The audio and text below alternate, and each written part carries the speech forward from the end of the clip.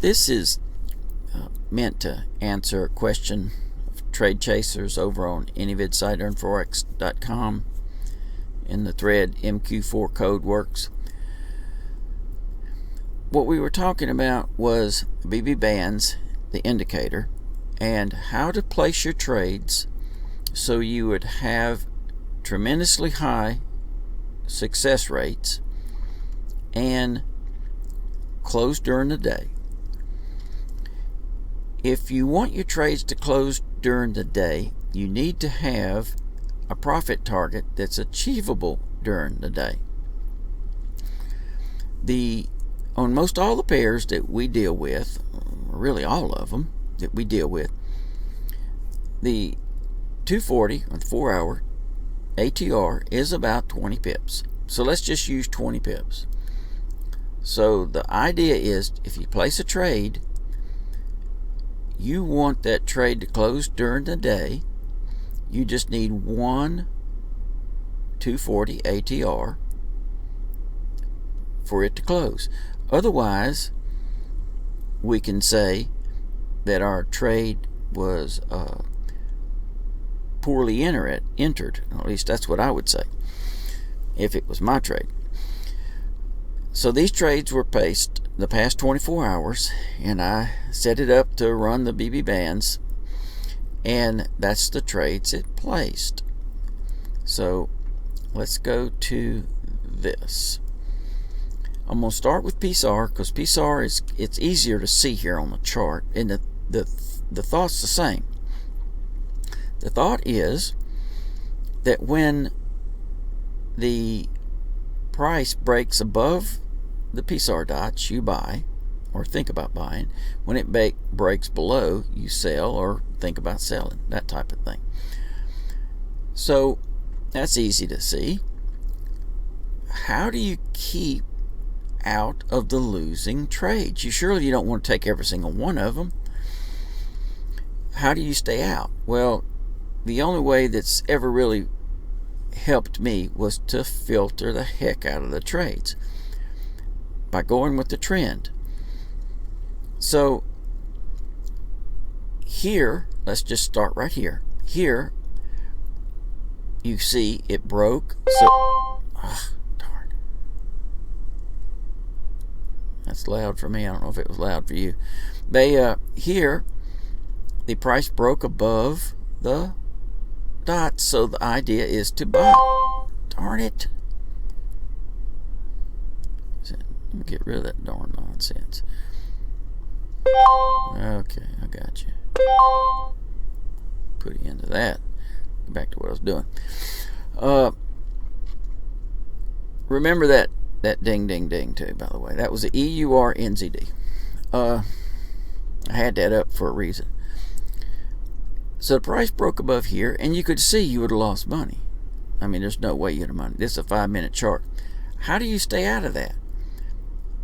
The only way I can is to filter them. This is the PSAR dots on all 9 time frames right here. So if I have a signal and the vast majority of them are red, I'm not going to buy. If the vast majority of them are red, I'm more interested in selling. That's how I stay out of them. Now, this is a 5-minute chart. This bottom row here is the 1 minute. So if the 1 minute has a signal and the vast majority of these are red, I will take every single 1 minute signal. Let's look at the bbands, which is pretty much the same thing. Here, bbands goes along, it breaks. The thought is we're supposed to buy, but do you really want to buy when the thing is falling like this? Look at the bbands on all the 9 time frames. On the weekly and the monthly, it is above, but on all these others, it's not. When the vast majority of them are red, I'm going to be mostly interested in the sells. So I would be more interested in this. Now you see how the price dropped below? So we would have entered our sell either on right there or right here. We either right there or right here, one or the other. And that EA would have sent a sell, market sell, 2 limits, 2 stops. And in this case, the price moved against us, moved up. That's what I was talking about, wobbling back and forth, back and forth. A lot of times it will stay in between the 2 dots. So by moving up, I get a couple more orders at a possibly better price. And then when it falls down, well, then you have the adding 2 winners, and the sell stops, they add also. And that's what I was talking about on that part. Now let's see here. Oh, and this is nothing more than just, if I didn't say, I might not have said, this is nothing more than all 9 time frames, PSARs, you know, red if it's below, lime if it's above type thing. BB bands, red if it's below, lime if it's above type thing. I don't remember if I said that. Now that dingy, dingy, dingy. Just imagine this right here is very similar. This is the BB bands, and it tells you the distance from the price to the BB bands. So in this case, I know I'm 6 pips away from breaking the 1 minute BB bands. Here I'm 8 pips away from breaking the 5 minute, 31 pips on the 15, and so on. Now let's just say all these, this is the 100 MA. Let's just say every single one of these MAs was pointing down. Let's just say they were all pointing down. Let's say all these QQEs were pointing down and all were red. If the 30 minute was, say, 2 pips from breaking the 30 minute BB bands, don't you think it's a reasonable assumption to say it's going to get broke? If all these moving averages are moving down, if the QQE is moving down, and we're still 2 pips above the BB bands, I'd say it's a pretty good odds that that's going to break. So what if it was 4 pips above?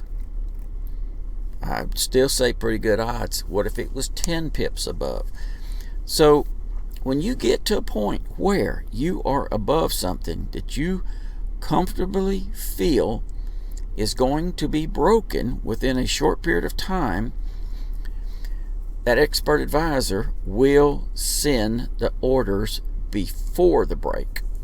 So I'm kind of gaining, now, those 10 extra pips.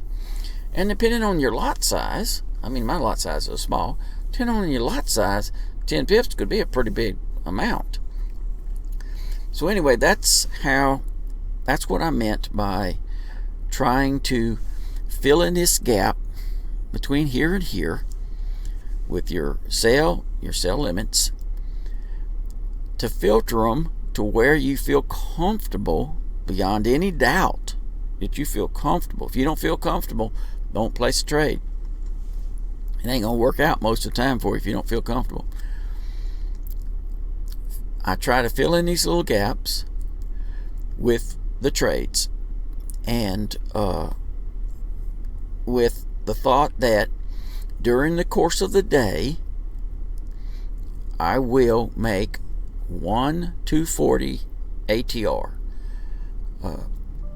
and think that's just about all for today.